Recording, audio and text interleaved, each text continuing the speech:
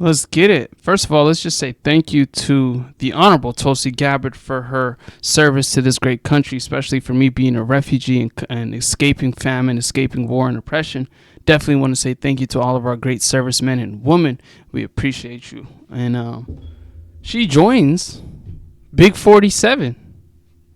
Let's hear what she has to say about joining Big 47 and what that means for foreign affairs. And no World War III, y'all.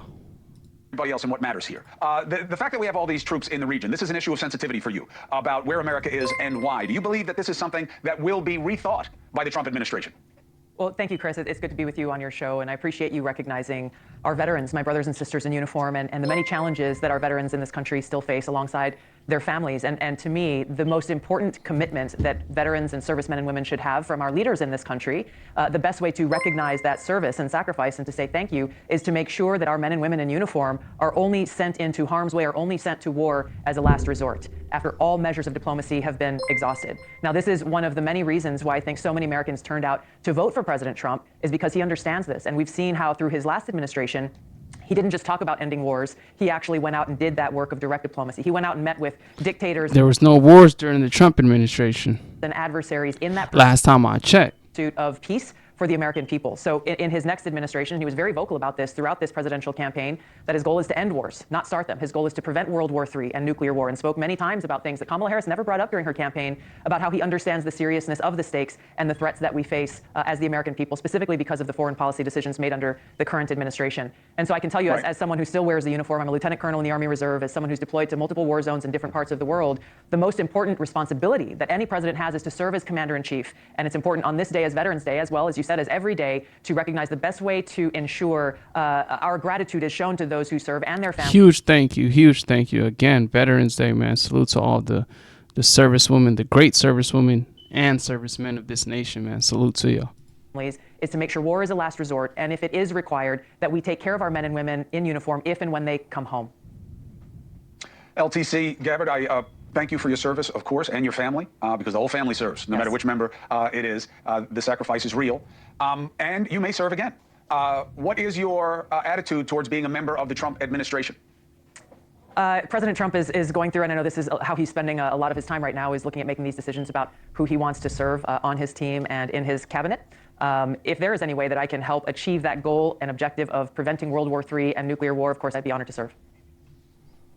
Where do you think you would be of most help to President Trump in this administration? In a place where I can do that. There are a few different roles, I think, within this administration.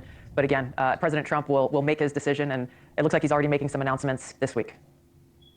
They're coming out. We're seeing them. But you've never been one to want to play politics. Have you been active in the process, or you're just waiting to be asked? No. As you can see, he appointed Susie Wiles as the chief of staff. Tom Homan, the real borders are that's going to get fentanyl off these streets, man. Elise Stefanik as the UN ambassador,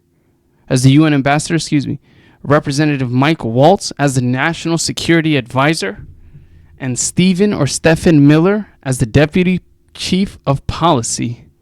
And last but not least, Lee Zeldin, the EPA Administrator. I'm active as a member of the transition team. As you know, Chris, there are thousands of positions that a new administration has to fill within all of these federal agencies. And so we are doing our best to try to bring people together who support President Trump's vision, specifically as it relates to national security and foreign policy, to try to prevent what happened last time, which was he ended up with some neocons around him who were trying to, and I saw this as a member of Congress, they said yes to his face, and then around his back were trying to undermine his objectives so that they could feed their goals of continuing to keep us in a perpetual state of war to the detriment of the American people and our troops. Yeah, I get you, but you got to be careful with just putting loyalists around you also, right? I mean, you want better minds to the extent that you can have them. It's people who are committed to the Constitution, who support our democratic republic, and the mandate that President Trump has been given by the American people in this election through the popular vote and the electoral vote to reject the neocon warmongers and actually work towards bringing about peace. I'm so glad. Like, Chris Cuomo is just deflection king, man. So let's talk for a second about what that looks like. The 40 to 50,000 that we have in the region, is that something that should be on the table for reassessment? Because I don't care where they are, they're certainly not completely safe. So is that an okay risk for America now? I'm sure this is on President Trump's mind, and he will look to see where our troops are, where they are in harm's way, where they are based around the world, and make his decisions as commander-in-chief in all of these examples of does their presence... She's a great pick. She's a great pick, man.